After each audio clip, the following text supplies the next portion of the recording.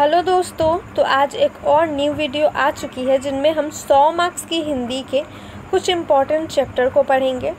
अगर ये एग्ज़ाम में ये चैप्टर आ जाता है क्वेश्चन में, तो आप लोगों को लिखने में आसानी होगी अगर आपको ये स्टोरी पता होगी तब। तो चलिए बिना टाइम बर्बाद किए हम स्टोरी को पढ़ते हैं। तो ये स्टोरी है स्टोरी है राम राज्य की। संघमित्रा जो हमने पहले वीडियो बनाई थी उसमें थी। तो महेंद्र का क्वेश्चन क्या है हमारा, तो महेंद्र का चरित्र चित्रण करे। तो संघमित्रा स्टोरी थी, उसका ये क्वेश्चन है कि महेंद्र का चरित्र चित्रण करे। तो महेंद्र जो है वो कौन थे, तो वो जो है संघमित्रा के भाई थे। तो चलिए पढ़ते हैं।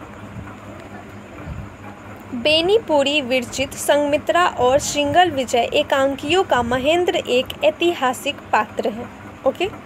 तो हमने पहले भी पढ़ा था कि संघमित्रा स्टोरी जो है, संघमित्रा कहानी एकांकी, वो राम वृक्ष बेनीपुरी जी द्वारा लिखी गई है। और संघमित्रा जो थी वो थी सम्राट अशोक की पुत्री थी, और महेंद्र जो है वो भी उनके पुत्र थे। तो इतना तो हम समझ चुके हैं, अब आगे पढ़ते हैं। तो यह बेनीपुरी की लेखनी से चित्रित होकर अत्यधिक प्राणवान हो गया है। तो यह बेनीपुरी की लेखनी से चित्रित होकर अत्यधिक प्राणवान हो गया है। उसका चरित्र इतिहास का कंकाल नहीं, समाज की स्वाभाविक मूर्ति है। इसके चरित्र में इतिहास की कल्पना का सफल सम्मिश्रण है।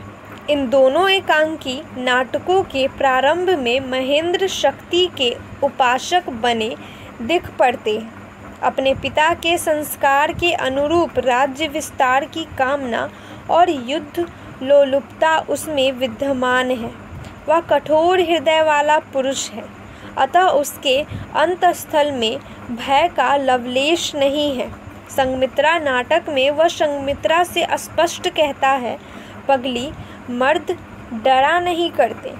विजय की भूख में महेंद्र आकंठ डूबे प्रतीत होते हैं। सिंगल विजय में महेंद्र अपनी विजय लालसा जन्य प्रवृत्ति पर प्रकाश डालते हुए कहता है, विजय राज्य की खुराक है। कुणाल विजय की आकांक्षा गई, राज्य गया। इनकी मान्यता है कि विजय की लालसा एक नशा है, यदि एक बार होठों से लग गया तो छूट नहीं सकता। महेंद्र अपने पिता के समान ही क्रूर और शोषक है। अहम से जर्जर उसका व्यक्तित्व विजय की लालसा से वशीभूत दिख पड़ता है। वह गरुड़ की तरह जीत का आकांक्षी है। उसकी कठोरता का पूर्ण परिचय युद्ध भूमि में मिलता है। दूसरे की मृत्यु और संसार में उसे अपार आनंद की उपलब्धि होती है। इसकी क्रूरता और निष्ठुरता की पराकाष्ठा उस समय परिलक्षित होती है जब वे बौद्ध भिक्षुओं को मौत के घाट उतारने पर तत्पर हो जाते हैं। वे बौद्ध भिक्षुकों से शांति के आशीर्वाद पाने के आकांक्षी नहीं है, वरन विजय प्राप्ति की तृष्णा उनके रोम रोम में भरी हुई है। अपनी निष्ठुर प्रवृत्ति के कारण ही वे कुणाल की कला प्रियता और सुकुमारता पर व्यंग करते हैं। वे क्रोध और हिंसा के सच्चे उपासक हैं। रक्त तर्पण में उनकी अटूट आस्था है। क्रोध प्रदर्शन और रक्त तर्पण में उन्हें देवता का दर्शन होता है। जब अपने पिता अशोक के द्वारा वे सिंगल विजय के कार्यक्रम से अवगत होते हैं, तब उनका हृदय आनंद के दोलक पर झूलने लगता है। उनको एक नए रक्तपात के अवसर का आनंद प्राप्त होता है, यद्यपि स्थिति कुछ दूसरी ही होती है। मनोविज्ञान के आधार पर भी महेंद्र का वीर तथा क्रूर होना स्वाभाविक प्रतीत होता है। मनोविज्ञान कहता है कि व्यक्ति पर वंशगत संस्कार अवश्य पड़ता है। महेंद्र के पिता अशोक की क्रूरता इतिहास प्रसिद्ध है, अतः पिता के चरित्र और स्वभाव का प्रभाव उनके चरित्र और स्वभाव पर पड़ता है। स्वाभाविक है, किंतु इसके साथ यह भी सत्य है कि महापापी व्यक्ति भी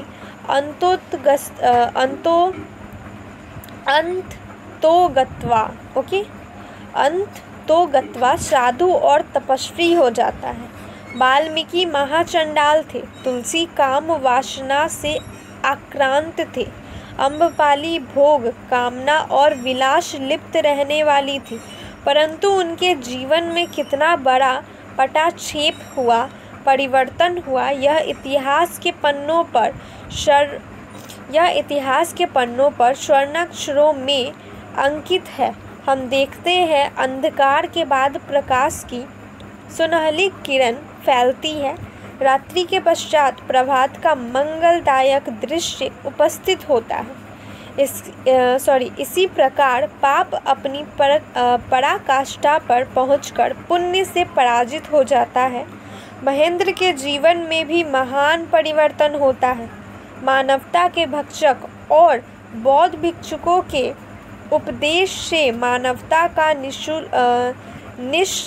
निष्कलुष दीप प्रज्वलित होता है। वे विश्व कल्याण की पताका लेकर पूरी निष्ठा के साथ नया अभियान प्रारंभ करते हैं। अनेक विघ्नों को झेलते हुए सिंघल द्वीप चले जाते हैं और वहां शांति, प्रेम, अहिंसा के मानवीय संदेशों का प्रसार करते हैं। वहां के राजा और प्रजा के हृदय पर विजय प्राप्त करते हैं। उनको यह विश्वास हो जाता है कि तलवार से जो विजय प्राप्त होती है वह क्षणभंगुर है, कलुष से भरी हुई है, किंतु प्रेम से जो विजय प्राप्त होती है वह निष्कलुष होती है, शाश्वत होती है। वीर महेंद्र ने भी जब बुद्ध शरण गच्छामि की दीक्षा ले ली, तब अपने स्वभाव और चरित्र के अनुरूप पूरी तत्परता के साथ बौद्ध धर्म का प्रचार और प्रसार किया। भारतता से सिंघल द्वीप तक पहुंचने के मार्ग में उन्होंने संकटपूर्ण मार्गों का एक दृढ़ निश्चय की तरह साहस के साथ सामना किया। चूँकि वे पूर्ति में सफल सिद्ध हुए तथा सिंघलवासी उन्हें देवता के सदृश पूजने लगे। अंत में हम देखते हैं कि कुमार महेंद्र जीवन का एक महत्वपूर्ण भाग सांसारिक बंधनों से मुक्त होकर विश्व कल्याण की उपासना में समर्पित हो जाता है। सांसारिक रिश्तों से उन्हें इतनी वितृष्णा हो गई है कि अपनी बहन संघमित्रा के द्वारा वे भया कहा जाना भी उचित नहीं मानते हैं। सिंघल की आध्यात्मिक विजय को वे अत्यधिक महत्वपूर्ण इसलिए मानते हैं कि इस विजय में विजयी और विजित का भेद नहीं रह जाता है। यहाँ पराजय का नामो निशान समाप्त हो जाता है। इस प्रकार संघमित्रा और सिंघल विजय दोनों की नाट्य कृतियों में बेनीपुरी के कुमार महेंद्र का चरित्र चित्रण पर्याप्त विस्तार और सफलता के साथ किया जाता है। तो ये चैप्टर यहीं पे समाप्त हो रही है। ओके, तो अब हम समझ चुके हैं। अगर क्वेश्चन आएगा महेंद्र का चरित्र चित्रण करें तो हम लिख सकते हैं ओके इसके बारे में। तो चलिए मिलते हैं नेक्स्ट वीडियो में। मेरे चैनल को लाइक, शेयर एंड सब्सक्राइब करना ना भूलें।